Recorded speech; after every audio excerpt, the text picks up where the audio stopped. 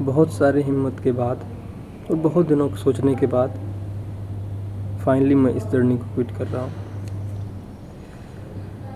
नहीं पता कि मैं आगे क्या कर रहा हूँ, पर डेफिनेटली नोट मैं आगे ड्रॉप तो बिल्कुल नहीं ले रहा।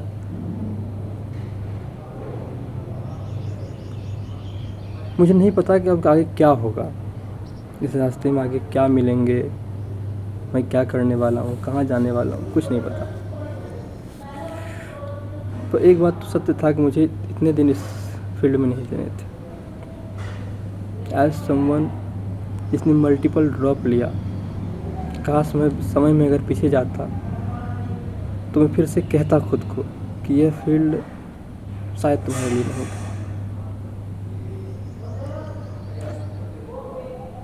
क्योंकि रात रात भर मैंने क्या झेला है, मैं वो जिसका शायद अब कोई दोस्त भी नहीं, क्योंकि जो दोस्त थे वो अधिक कोई मैथ्स से था तो वो जेई फील्ड में जाकर के कॉलेज ले लिया, क्योंकि जेई वाले 1 ईयर से अधिक शायद ड्रॉप नहीं लेते, मैं भी हो सकता है उससे ज़्यादा भी लेते हैं मतलब। तो वे फील्ड में चले गए। जो मेडिकल वाले थे कईयों का नीट निकल गया, और जिनका नहीं निकला वो किसी जनरल कंपटीशन की तैयारी में चले गए। मैं वहीं स्टक हो गया। और समय किसी के लिए रुकता नहीं, तो सारे लोग अपनी अपनी ज़िंदगी में खुश हो गए, तो मैं वहीं रह गया। पर खैर, there is no space for regret. जब मैं कभी कभी सोचता हूँ उस एजुकेशन सिस्टम के बारे में, मेरे इतने नंबर हर ईयर इतने नंबर थे कि शायद मैं या तो बहुत अच्छे परिवार से होता, बहुत अमीर परिवार से होता, या फिर किसी अच्छे स्टेट से होता, तो मुझे कॉलेज मिल जाता। फिर मुझे कॉलेज नहीं मिला। अब अगर मैं किसी को बताऊं भी कि मैंने क्या झेला है साल भर, मैंने जब बस 4 दीवारी के अंदर मैं बाहर नहीं निकलता था कभी किसी दिन, यहाँ तक कि मेरी ये स्थिति थी कि मैं किसी दिन अगर उस रूम में मर जाता तो मैं जिसके मकान में, जिसके रूम में रेंट पे रहता था, वो भी सोचते, उनके पड़ोसी भी सोचते कि भाई ये किसकी लाश, इसे किसने रख दिया लाकर, क्योंकि मुझे आज तक मेरे रूम के बाहर किसी ने नहीं देखा, किसी ने नहीं। मेरा काम था बस पूरे दिन या तो मैं पढ़ता था, या फिर सोता था, या फिर ओवरथिंक करता था। मुझे नींद नहीं आती थी रातों को, इन सब ने हो गया था। तो इन सब चीज़ों का कोई फ़ायदा नहीं। अब मैं किसी को बताऊँगा तो वो कोई नहीं समझेगा, मुझे लगेगा कि मैंने दिन काटा। फिर उससे मैं कैसे कहता कि लास्ट ईयर इतने अच्छे मार्क्स लाने के बाद भी मैं स्टक हो गया। क्यों स्टक हुआ? क्योंकि सो कॉल्ड टीचर्स, मैं किसी के खिलाफ पेट नहीं फैला रहा, सो कॉल्ड टीचर्स जिसके नोट्स को मैंने याद कर लिया फिजिक्स में, और मेरी फिजिक्स अच्छी भी थी, मैं हर साल फिजिक्स में मेरे अच्छे मार्क्स आते थे। आपके लिए वो कम होंगे लेकिन मेरे लिए अच्छे थे। मुझे 140 नंबर, 130 नंबर, 135 नंबर, और टेस्ट में हर सारे टेस्ट में मुझे 150 के आसपास मार्क्स आते थे। मैं PW के ITS लिया हुआ था। तो बदले में हुआ क्या? मैं एग्ज़ाम हॉल में गया, मैं हर बार फिजिक्स, मेरी स्ट्रेटजी थी कि मेरा फिजिक्स सबसे अच्छा था, तो मैं फिजिक्स से ही स्टार्ट करता था। मैं फिजिक्स से स्टार्ट किया और मेरे इतने समय टाइम लग गए इसमें। टाइम जो लगा सो लगा, मैं एंग्जाइटी में चला गया बस क्वेश्चन सॉल्व करते, क्योंकि वो क्वेश्चन नहीं थे, वो 12th क्लास में जैसे पैराग्राफ आता था, वो पैराग्राफ था। और हम और आप कोई भी इंस्टीट्यूशन को क्यों ज्वाइन करते हैं, किसी कोचिंग को क्यों ज्वाइन करते हैं, ऑफलाइन या ऑनलाइन? क्योंकि वो हमें प्रैक्टिस करवा पाए उस टाइप की क्वेश्चंस के। नहीं तो हम भी कर सकते हैं ना कि किसी सो-कॉल्ड एलन, आकाश या PW के मॉड्यूल्स मंगा ले घर पे और खुद से तैयारी करें, किसी की वीडियो ना देखें, किसी की लेक्चर ना देखें, हम बस उस मॉड्यूल को एक फॉर्मूला याद कर लें, खुद से क्वेश्चन बनाएं। लेकिन वो नहीं करते, क्योंकि हम किसी इंस्टीट्यूशन को ज्वाइन करते हैं क्योंकि हमें वो उस टाइप के क्वेश्चन की प्रैक्टिस करवाएं जो कि एग्ज़ाम में आते हैं। आपने क्या करवाया? पूरी साल बस 1 लाइनर क्वेश्चन करवाए, पूरी साल ऐसे क्वेश्चन करवाए जो कि कोई टेली ही नहीं कर रहे थे। और टीचर्स की भी क्या गलती है?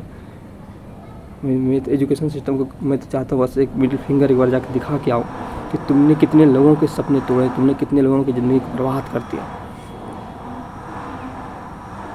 कुछ नहीं है कहने को। अब मुझे पता नहीं मैं आगे क्या करने वाला हूँ, क्या करूँगा। कुछ कोई रास्ता भी नहीं दिखता, ड्रॉप बिल्कुल नहीं लूँगा। क्या होता है आगे बस सोचता रहता हूँ। आजकल यही मैं रूम में बैठा रहता हूँ, पड़े पड़े बस सोचता रहता हूँ कि मैंने क्या किया, मैं कहाँ रह गया। तो एक बहुत अच्छी शायरी है ना कि बताने वाले बताते हैं मंजिल मेरी, बताने वाले वहीं बताते हैं मंजिल मेरी, कई कई बार जहाँ से गुजर चुका हूँ मैं। बस कई कई बार वहाँ से गुजर चुका। मेरे वे सपने थे, उन सपनों का कुछ नहीं। फिर मैंने सोचा कि एक वीडियो बना लेता हूँ, क्योंकि ये तो मेरा दुखड़ा था। ऐसे कितने लोग होंगे जिनके पास कुछ कोई कहने वाला भी नहीं होगा। तो क्यों ना कम से कम हम एक कमेंट सेक्शन भी ऐसा रहे जहाँ पे हम लोग एक दूसरे को सुन सकें, क्योंकि सुनने वाले ख़त्म हो चुके हैं और जो सुनाने वाले हैं वो सो कॉल्ड यूट्यूबर्स। भाई मुझे नहीं पता कि आप ड्रॉपर हो या फिर फ्रेशर हो, 10th में हो, 12th में हो, जो भी इस वीडियो को देख रहे हो, अगर आप कुछ भी करना चाहते हैं तो सारे यूट्यूब चैनल्स को अनसब्सक्राइब कर दीजिए। जो आपको बहुत अच्छे लगते, जो जेन्युइन लगते हैं उनको भी, क्योंकि वो अब ड्रीम बेचेंगे। वो लोग जो इस साल तैयारी कर रहे थे, वो लोग कुछ कॉलेज जाने के बाद तो अपनी ड्रीम्स को बेचेंगे वहाँ पर। मैं इतनी घंटे पढ़ती थी, मैं एक दो यूट्यूबर को जानता हूँ, मैं नाम नहीं कह सकता उनका, क्योंकि फिर उसके बाद जो है लफड़ा बढ़ जाता है। उन लोगों ने ड्रीम बेचे। कुछ तो कह रहे थे कि 90% जो है क्वेश्चन मेरे इस वीडियो से आ जाएंगे। कुछ तो कह रहे थे, एक यूट्यूबर है वो 30 मिनट में कॉन्सेप्ट पढ़ा रहा था, उसके बाद क्वेश्चन करवा रहा था। भाई 25 26 एक वीडियो में तो उसके जो है 100 के वीडियो भी थे। आप सोचिए जो लाख बच्चे उस वीडियो को देख रहे हैं, कहाँ गए होंगे वो। जब पूरे साल मैंने आकाश के मॉड्यूल लगाए, जब पूरे साल मैंने LN के जो है वो घर बैठे टेलीग्राम से टेस्ट दिया, जब मैंने पूरी साल PW के टीचर्स के नोट्स याद की, मेरी वो स्थिति हो गई। बायो में भाई, बायो के क्वेश्चंस आप कहाँ से सॉल्व कर रहे हो, क्या आप दे रहे हो क्वेश्चंस आप?